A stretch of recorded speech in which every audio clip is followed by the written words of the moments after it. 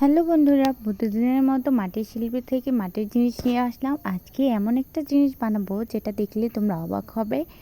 সেটা কি জানো? দেখি কে কে বলতে পারো এটা কি বানাবো। আমি আমি আমার এক ভাগনার জন্য বানাচ্ছি। বললো, খালামণি তুমি আমাকে এটা বানিয়ে দাও। তো আমি কই ঠিক আছে, বসে পড়লাম মাটি নিয়ে। তো আমি 6টা কিউব করে কেটে নিয়েছি আর একটা একটা করে এটার মধ্যে অ্যাটাচ করে দিচ্ছি। তোমরা এটা সবাই জানো, এটা সব জায়গায় পাওয়া যায়, সব মেলা দোকানে সব জায়গায় পাওয়া যায়।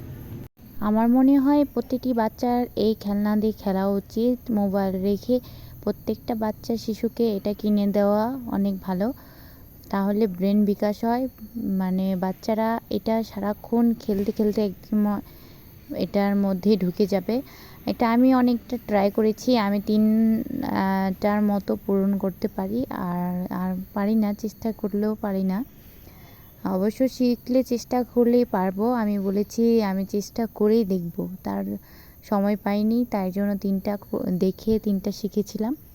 তো কে কয়টা পারো আমার অবশ্যই জানাবে এটা মিলাতে। তো আমার মতে এই প্রত্যেকটা এই খেলনাগুলো আসলেই অনেক ব্রেন বিকাশ হয়, কারণ সারাক্ষণ মনোযোগ দিয়ে খেলতে হয় কোনটার পরে কোনটা।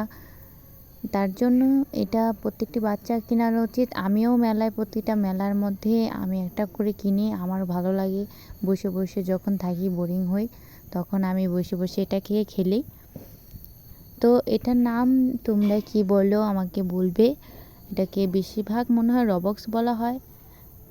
তারপর আমি এই গুটিগুলো বানিয়ে রেখেছিলাম একটা একটা করে, এখন বসিয়ে নিয়েছি। দেখো সুন্দর করে। আমি এটা খেলার জন্য বানাবো না, আমি এটা হচ্ছে টিস্যুর বক্স, অথবা তোমরা চাইলে এটা ব্যাংক হিসেবে ব্যবহার করতে পারো, কারণ টাকার ব্যাংক হিসেবে। তো আমি আমার টিস্যুর বক্স হিসেবে ব্যবহার করব।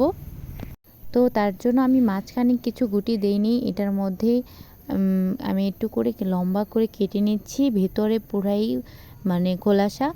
তোমরা চাইলে এটা ব্যাংক হিসেবে ব্যবহার করো। আমার ভাগনা তো কয়েনই ঢুকিয়ে দিয়েছে, বললো খালামণি এটা আমি ব্যাংক হিসেবে ব্যবহার করব।